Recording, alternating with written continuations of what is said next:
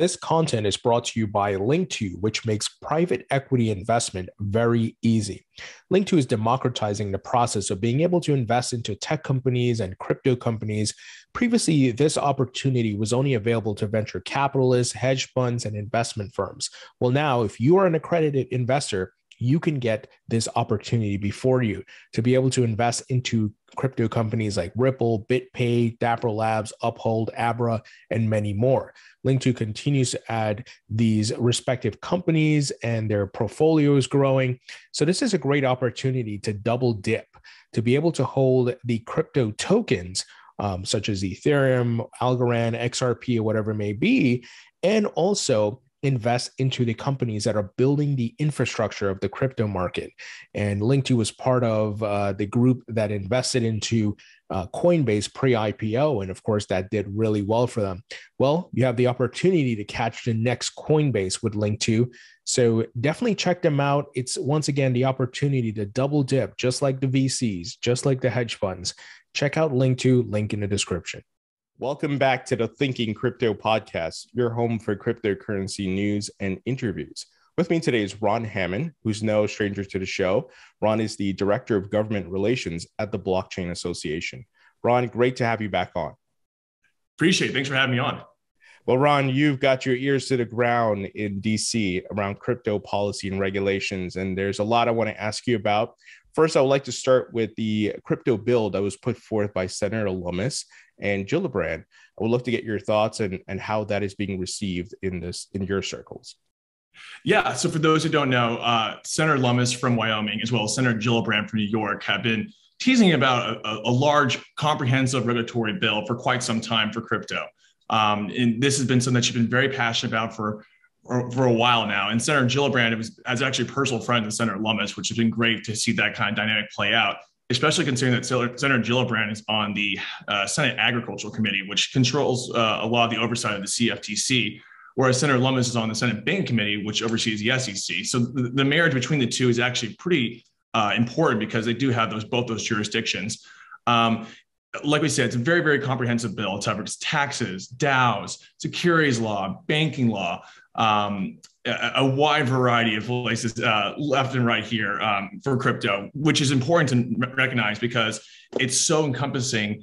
It's going to be really hard to move this year, but it's definitely a good first step forward. You know, at least in the House, we've seen a lot more bipartisan work together on crypto for quite some time, dating back to the Token Taxonomy Act, which I wrote for Representative Davidson, which had 4 Republicans and 4 Democrats. We've also seen some other good bills from Representative McHenry as well from the tax side as well. But we really haven't seen that bipartisan coalition form, at least in the Senate, besides the infrastructure bill that happened back in August of last year. So this has been really exciting to see. So even if the bill isn't going to go anywhere this year, I think it's going to be a really important bill for 2023. For all your listeners, just to keep in mind, we're getting really, really close to the November elections. Congress is in what they call the summer sprint. They have about 4 or 5 weeks here in DC. Then they go for August recess to go back to their respective districts to campaign, to tell the voters and constituents why to vote for them. They come back for a couple more weeks, and they're back on the campaign trails. I mean, it's a full-time job for them, working weekends and everything.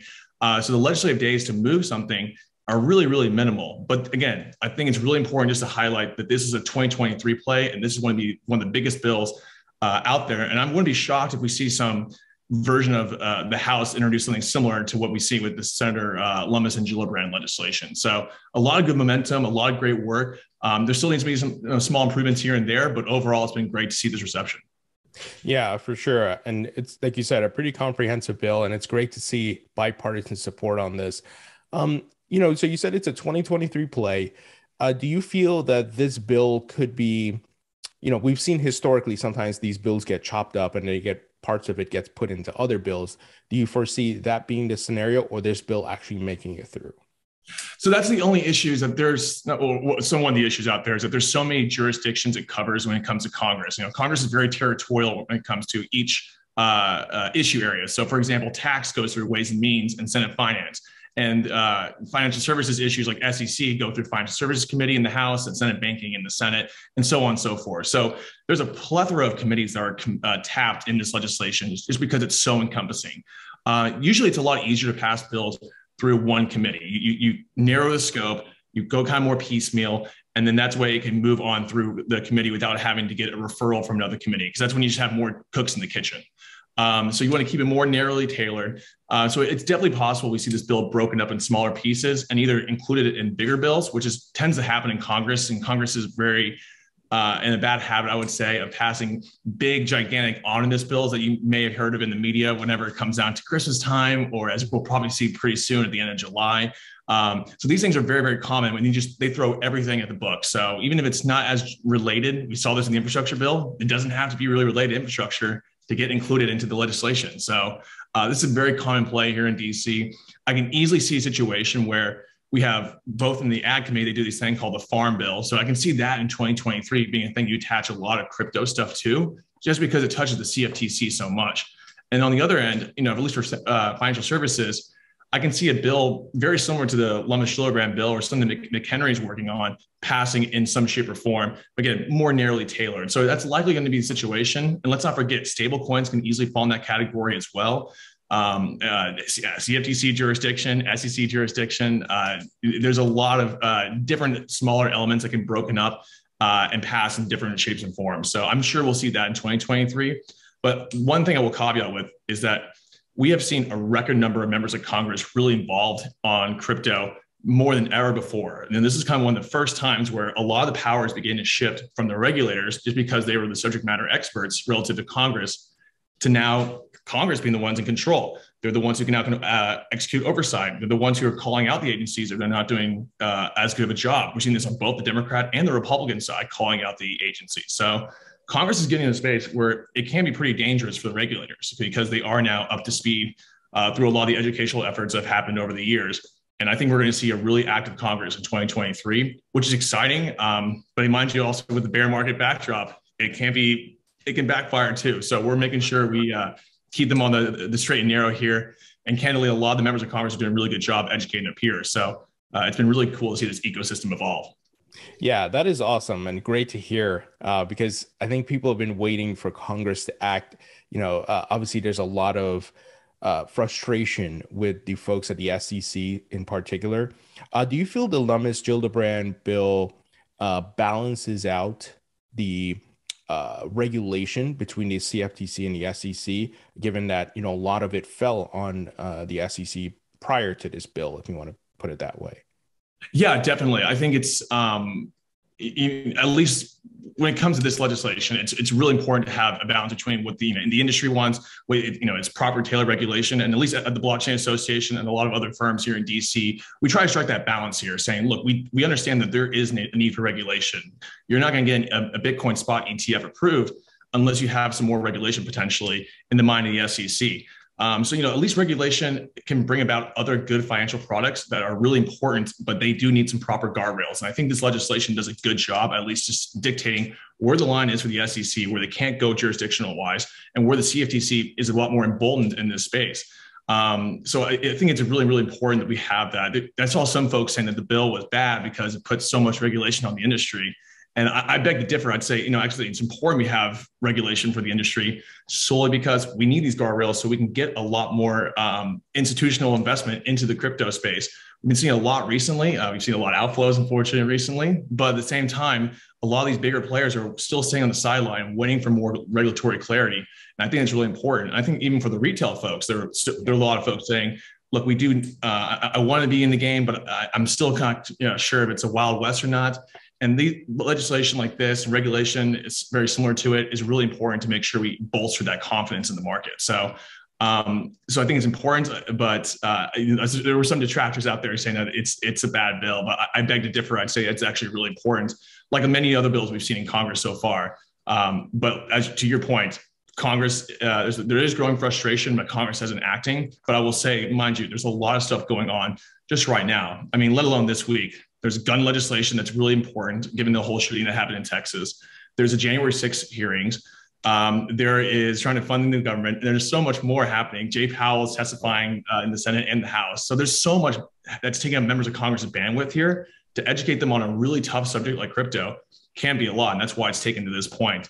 But again, we're in a pretty good spot pretty soon when we have a lot of good members of Congress Again, over 40 probably that we can utilize for oversight, moving legislation, so on and so forth. Yeah, I saw you tweeted out a great thread highlighting some of the respective members of Congress who are now on board with crypto, supporting it, actively trying to put forth regulations and also sending letters to different agencies. With the recent downturn and some of the crypto companies who are almost at risk, I'll call out a name, Celsius, and obviously there's been other things happening. Are there any concerns or any voicings of concerns from those folks in DC? Yeah, I will say Terra was probably, obviously was the first one that really broke the industry's back for a little bit. And Terra was first name basis here in DC. Staffers both pro crypto and against crypto. They all knew what Terra was. Now, mind you, it was also a time it was a little slower here in DC. I live actually at the intersection between Nationals Park, which is that way, and then the Capitol is right there too, within like half a mile of each other. And Terra is plastered all over the stadium still. They were one of the corporate sponsors. So if you go to the lower bowl of the National Stadium, still to this day, Terra is plastered everywhere. And so it's a constant reminder of just how fragile this ecosystem can sometimes be. And it's definitely a reminder to a lot of folks who may or may not have heard of Terra to say, oh, like, wait, I might have heard of that. It looks familiar. And they do more digging and it's really concerning. Now, Celsius, on the other hand, I would say the good news, but the truth is that there was so much happening in the market elsewhere as well. Real estate taking a downturn trend, the entire market's really going down. And so it compounded on the negative news for crypto. I will say that, Celsius is definitely top of mind for a lot of staffers here. They're even having briefings now on what Celsius is. And I think what you're seeing in the industry is that, is a differentiation between what Celsius and Terra are versus what the rest of the ecosystem is. A lot of folks are saying, look, Celsius isn't necessarily DeFi and Terra isn't necessarily a stable coin. And here's why. And so, I think it's good to also as industry to show like, look, there are differences here. Let's not lump in Terra as all stable coins. Let's not lump in Celsius as all DeFi. Let's explain what it is, why it failed, and let's show why there's a lot of good innovation out there. And I think it's resonating a little bit. But in the case of Terra, for example, even the Republicans were coming to me saying, well, how do you regulate this? And candidly, a lot of folks are kind of more scratching their heads saying, we don't want to ban it, but we need to have protections here. This is really tough to regulate an algorithm. This is this is something that's very, very new and it's very nuanced. And so I think a lot of folks saying, look, like I mentioned earlier, let's go to the small bite-sized pieces here. Let's go with a single fiat-backed currencies for stable coins to go on the regulation side first. Let's focus on Terra, USDC, and we'll touch the algorithmic stable coins at a later time when it's a bigger market cap and there's more of a chance for folks to get harmed. But let alone, let's not forget, a lot of folks did get harmed, unfortunately, with Terra, and that's a very terrible situation, and that has been felt here in DC. For sure. And I think all these things have to be figured out, right? And like you were talking about before with protections for retail investors and regulations are needed, not to kill innovation, but to just protect people and to help more institutional players come into the market as well. I did want to ask you about a letter sent from Senator Bill Hagerty and some other folks to the SEC. Could you tell us a bit about that? Yeah, of course. It's it's a little technical here and a little nuanced, but it's the Staff Accounting Board 121. We call it the SAB here in DC. And actually, this is one of the few examples where the crypto industry is actually aligned with the banks on this issue. And it's an accounting procedure that basically the SEC is trying to push through right now, affecting a lot of wallets, candidly.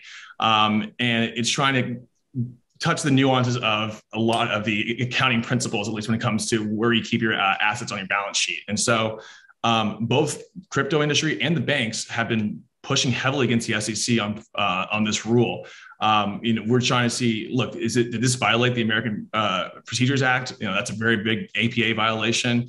We're looking at potentially having Congress put more pressure on this situation. And Senator Hagerty was kind of one of the first movers out there saying, look, this is an issue that I've heard not only from the crypto industry, I've heard this from the banks, in particular, the large banks. So, there are times where we find weird alliances here in DC. The infrastructure bill definitely was a highlight of that. When we're combining our forces with fintech and other folks in the industry within crypto generally, that really never worked together before. But this is one of those situations where it affects all financial institutions, big and small, and they're really getting into it.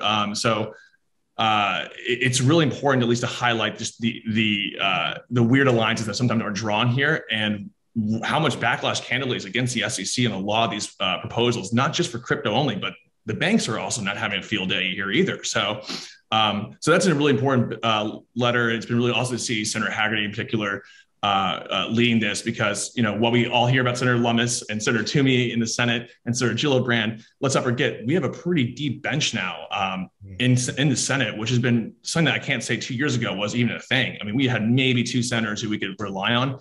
It is now a very deep bench, which is really exciting and very bipartisan as well.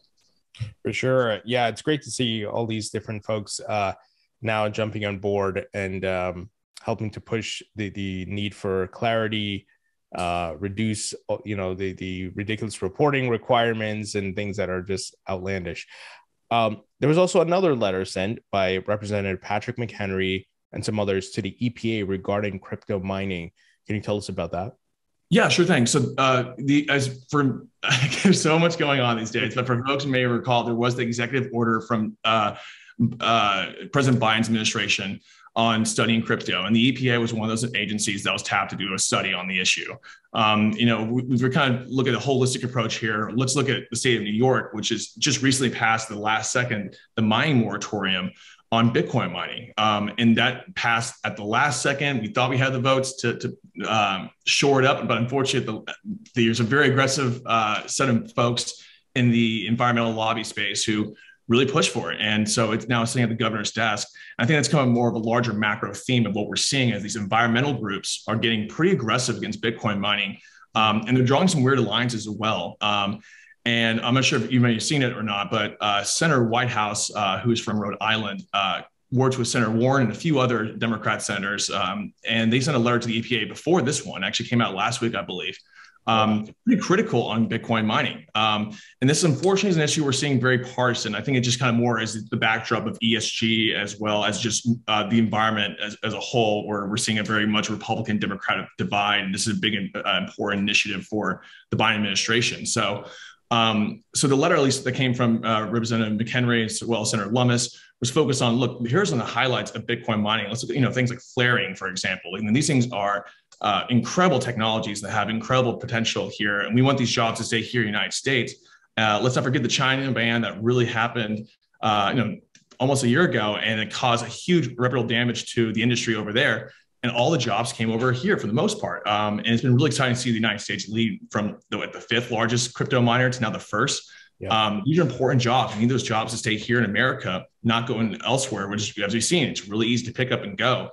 And a lot of these miners are utilizing they're utilizing clean resources as well. So they're using wind and solar, as well as hydro, even though hydro is not technically classified as renewable, which is another issue. It's way past my skill set here, but that's the important thing they're trying to highlight. So we'll see what happens with the executive order with the EPA. I mean, candidly, I'm a little more scared that they're going to probably go more in the direction of what Senator Warren, Senator Whitehouse were referring to, being more critical of the industry. But there's no way they're going to do like a full sweeping mining ban or anything like that. And mind you, again, we're going to probably have a switch in Congress. So even if there is a move by the EPA, there's likely going to be a reciprocal move in Congress when the Republicans potentially likely take over and put some oversight on this matter. So, but this is going to be a developing issue. So I'd definitely stay tuned. Yeah, it's interesting because I also noticed that the mayor of New York City did flip on the issue.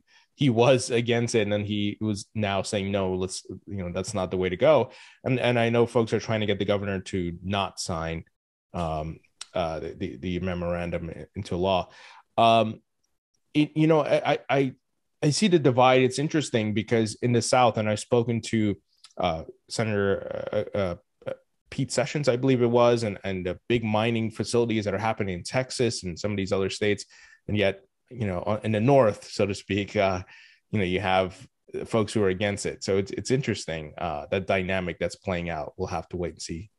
Definitely. And I'd say if you're a miner, harp on the job creation. This is a really important, and at least the give back to the community. Now, this is where something we can see some improvement, hopefully, is that we've seen a lot of miners they plant their equipment there and they walk away. They make no improvements to the local community. And that's what a lot of institutions and small businesses do, is that they do make improvements to the community and the well-being of those around. So I think, the more stories that we can tell in DC about how they're making a positive impact on the community, let alone, all the jobs they're creating as well, that's more ammo for us to counter a lot of these bad narratives, because candidly, we're now talking about just the usage of energy or electricity for certain computers. That's pretty much what we're arguing about, is that we don't believe you should use your computer to do this activity, which is pretty ridiculous, but that's the truth of the matter. And so if we're able to say, look, there's so much positive effect for the electricity use here, because we all admit that they use a lot of electricity, but that doesn't mean it's jacking up rates for other folks, or it's caused a situation where it's detrimental to the environment if they're utilizing clean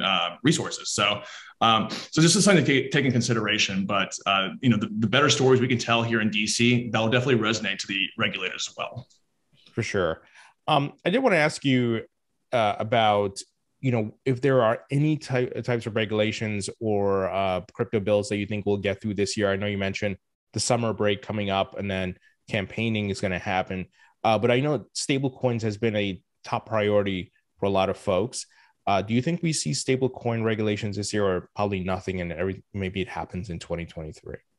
My prediction right now is that the market crash recently is definitely going to give a green light to a lot of the regulators to start pursuing more enforcement actions. There has been a noticeable cry here in DC that has been heard. Folks have been harmed. The Terra situation was pretty bad. I think this market downturn just generally is now giving folks some pause.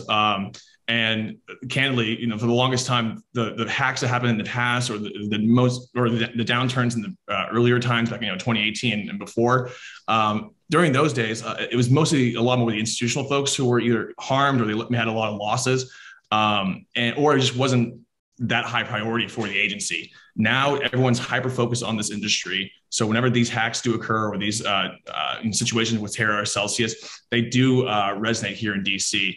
And so I think, unfortunately, we will probably see some more enforcement actions or denials of, again, the Bitcoin Spot ETF with Grayscale or Bitwise coming up pretty soon. It seems like they're telegraphing that's going to be a no from the SEC. So I think that's the downside. We're just going to see a lot more rejections of applications or charters. We're going to see a lot more enforcement actions. There's a chance that Gary Gensler might not testify even until November. So the situation, the oversight is going to be pretty hard as well. But I will say we're having a lot of good bills in the hopper right now. There's a lot of bills on stable coins in the works. They're bipartisan. We're seeing some good work on securities laws as well. We'll get past the finish line. Pretty tough to say. Probably not, unfortunately, just because, again, very limited calendar. But 2023, this is laying the groundwork here. And especially Representative McHenry, he is staying on his chair of financial services to run crypto policy and to push this through the House floor. So I mean, we're going to see a very aggressive agenda. I think a very busy 2023 Q1, Q2, which I'm excited for. I just need a lot of Red Bull, so it should be fun. Sure. Final question here for you. On that Grayscale Bitcoin Spot ETF, they seem to be preparing to sue the SEC if there's a denial, and they brought some heavy guns on board their legal team. What are your thoughts on that? And could other applicants also start filing lawsuits against the SEC? We may have 10 lawsuits against the SEC over this. Yeah, I mean, hats off to Grayscale. They've done an incredible job of getting all these comment letters to the SEC. I mean, a record number for an ETF application, which has been awesome to see. Let's not forget also Bitwise technically comes first. I believe theirs is a couple days. I think it's the 6th is Grayscale's. There's a few more days earlier. So we're going to find out whether it's going to be approval of a spot ETF before the Grayscale one. Again, I think it's pretty likely that it's going to be denial. And my biggest indicator for that is Hester Peirce's comments last week on why the SEC needs to approve a Bitcoin ETF. The SEC tends to not follow Hester Peirce's direction, unfortunately. And so I think if she's publicly making such a loud statement before these decisions, it's pretty indicative of what's going to happen. We've seen a huge comms push from both Bitwise and Grayscale, and their ads are plastered everywhere here in DC. And then again, we've seen some really top tier talent hires over at Grayscale on the legal side. So it's possible there could be a lawsuit, whether it be one of those two companies or someone else down the road. Let's not forget Skybridge Capital also just put a Bitcoin ETF or SPY ETF application in the other day. So and so it seems like we're going to be seeing a pretty big backlash on this. And the SEC has for a long time said the market's not there. And our opinion as well is that there's concerns about manipulation. And I think this whole crash recently is just gives them more ammo to say, see, I told you. So, whether, they're right or not, I'll let the lawyers figure that out. But candidly, it's been pretty disappointing to see this. And I think we're going to see a reaction from Congress too, if there is a denial that's been pretty critical of that. For sure. Well, I'm anxiously anticipating that. I want to see what's going to happen. I think a lot of folks are looking at the industry too, because it's interesting to have the people in the industry now be on the offensive going after the SEC. And there's a lot of applicants who threw their hat in the ring for a Bitcoin Spot ETF. So we'll see what happens. But Ron, thank you so much for joining me. Always a pleasure chatting with you. Of course. Thanks again. And any way it can be a help, please let me know. I really appreciate it.